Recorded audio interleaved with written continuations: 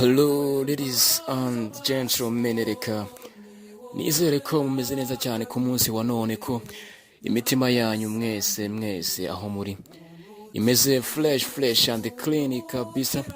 Ni umunsi ngira ngo utari uw'ibyishimo ku bantu benshi batandukanye bagiye bumva amakuru agiye acara hano hanze ku mbuga nkoranyambaga ndetse hano mu Rwanda muri rusange. Amakuru nta yandi ni urupfu rw'umuhanzi cyangwa se cyamamare Kizito Mihigo, aho bivugwa ko apfuye yiyahuye. Ibi ngibi byaje kuba binugwa mu masaha y'igitondo cy'uyu munsi ku tariki 17 z'uku kwezi. Birumvikana uyu mwaka wa 2020 nibwo byatangajwe n'igipolisi mu tangazo bashyize hanze, avuga ko Kizito Mihigo yiyahuye.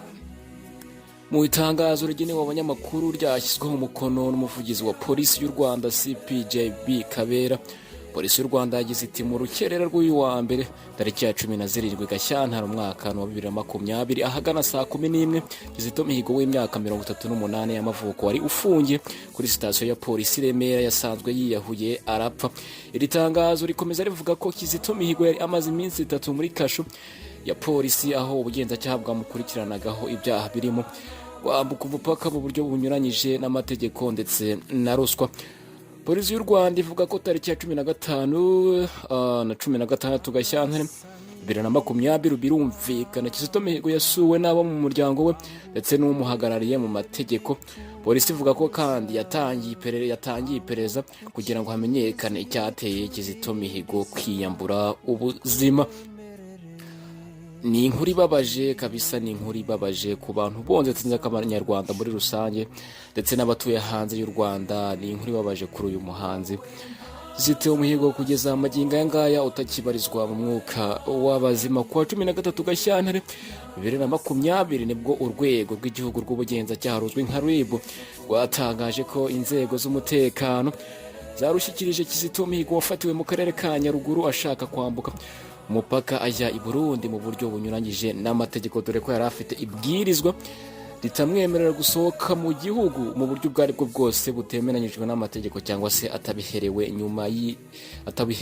uburenganzira. Itegeko ryagiyeho nyuma y'uko Kizito Mihigo akatiwe imyaka 10, ngira ngo ni mu gihe cyashyize, aho kwitabira ubugenzacyaha n'ibindi byose byatangiye mu mwaka wa 2014, aho yaregwaga kuba ashaka kwifatanya n'imitwe y'iterabwoba mu buryo bwo kubangamira cyangwa se guhungabanya umutekano ndetse n'ubuyobozi buriho. Hanyuma akaza gushyikirizwa ubugenzacyaha bikaza kurangira akatiwe imyaka 10. Hanyuma nyuma y'icyo gihe gito amaze imyaka 4 muri gereza ku bw'imbabazi z'umukuru w'igihugu Perezida Paul Kagame, yaje kuba arekurwa, nyuma ajya hanze, ubuzima burakomeza.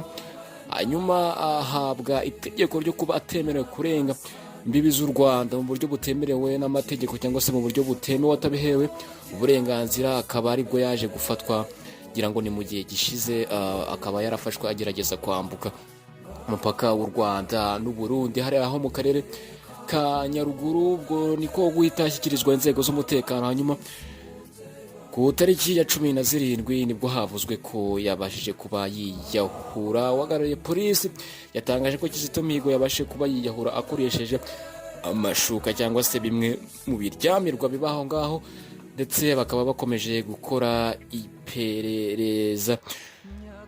Mu mwaka wa 2015 Kizito yakatiwe gufungwa imyaka 10 ahamijwe n'urukiko rukuru ibyaha 2 aribyo kugambanira, kugirira nabi ubutegetsi harimo n'umukuru w'igihugu, nicyo gucura umugambi w'ubwicanyi. Tariki ya 18 Nzeri 2018 nibwo yasohotse muri gereza ya Mageragere nyuma y'imbabazi yari amaze guhabwa na Perezida wa Repubulika Paul Kagame. Nk'uko nari maze kubigarukaho, Kizito Mihigo yari kigizigenza mu bahanzi bubakiye ubuhanzi bwabo mu Bukristo. Asize indirimbo nyinshi nka usaba Yezu ntavunika, indirimbo y'ubukwe Ishimirwa ni wowe ndangamiye, Inuma n'izindi ndirimbo zitandukanye zagiye zifasha abanyarwanda muri rusange. Ni itangazo nawe wasanga ku rubuga rwa polisi. Itangazo ryagenewe abanyamakuru ndabona ryagiye hanze kuri 17 Gashyantare 2020,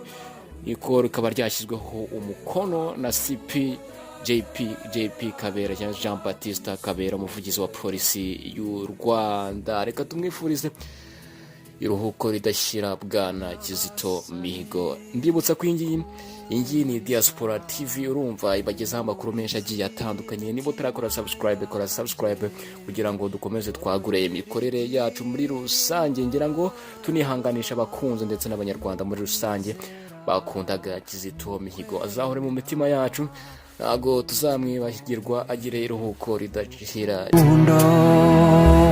wowe mpanze amaso, ni wowe ndangamiye Nyagasani.